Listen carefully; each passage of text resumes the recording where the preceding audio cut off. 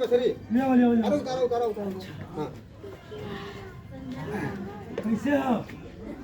180 रुपया किलो है उठा के दिखा रहे भाई। तुम्हारे भी एक पर रखा अरे हर जगह मार्केट यही है 50 रुपए दे मछली पहले देखा मछली बासी मछली ले लो तो 150 रुपए चल पकड़ आई अरे लाइन मार तो मैं लालू पे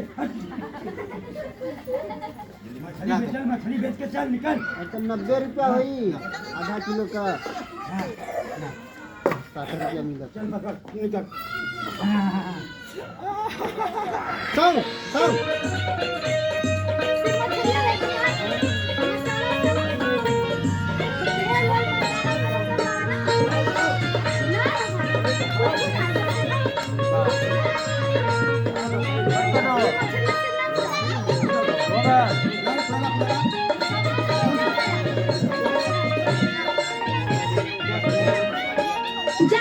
बाजार लइहा पूरा सामान हो सरसों के तेलावा के रखी हा ध्यान हो जाता बाजार लइहा पूरा सामान हो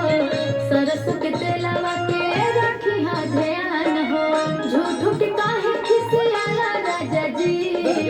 झूठो के काहे खिसियाला राजा जी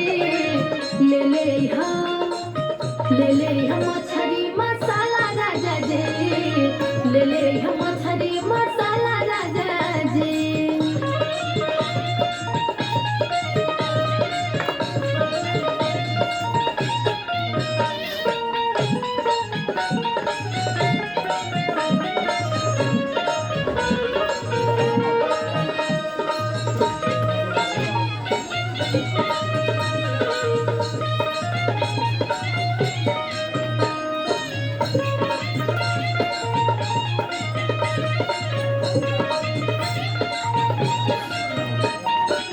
कैसन भतार बड़ा कुछ न सिखला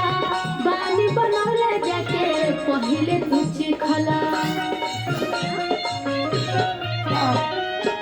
कैसन भतार बड़ा कुछ न सिखला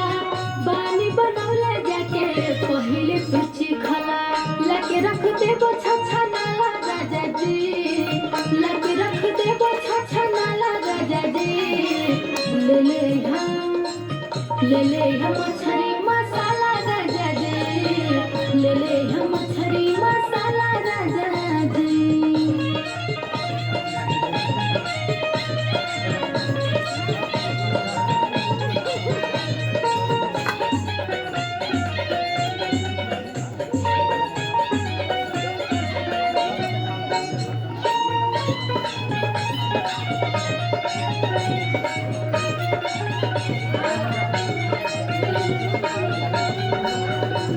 इधर आ जा इधर सेंटर में इधर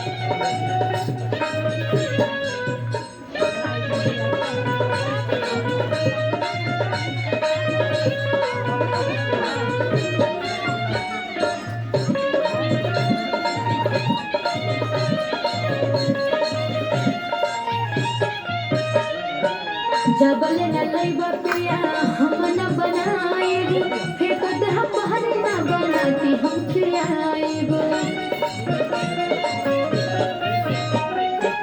जबल न लइबा पिया हम न बनाएब फेंक दे हम खिलाएब रागनी के बहत गठियाला राजा जी रागनी के बहत गठियाला राजा जी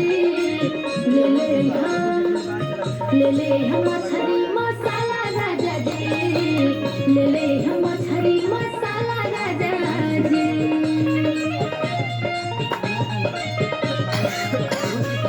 चलिए